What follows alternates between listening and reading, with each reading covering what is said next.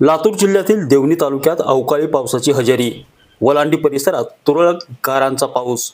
काढणीला आलेल्या हरभरा, ज्वारी, भाजीपाला आणि आंबा पिकाचे नुकसान होण्याची शक्यता. लातूर जिल्ह्यात वादळी वाऱ्यासह पाऊस होण्याची हवामान खात्याने अंदाज वर्तविला होता. त्यानुसार लातूर जिल्ह्यात कालपासून ढगाळ वातावरण निर्माण झालंय.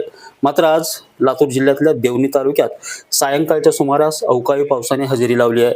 यामध्ये देवणी तालुक्यातील वलांडी परिसरात तुरळक गारांचा पाऊस देखील झालाय.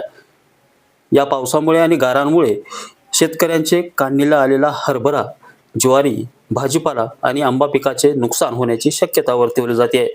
सध्या शेतकऱ्यांमध्ये रब्बी पिकाची काढणी सुरू आहे. मात्र येत्या 20 तारखेपर्यंत अवकाळी पाऊस हवामान खात्याने अंदाज वर्तविला आहे. त्यामुळे लातूर जिल्ह्यातील शेतकऱ्यांमध्ये मात्र चिंतेचं वातावरण पसरलंय. नितीन बनसोडे, एकमत डिजिटल, लातूर.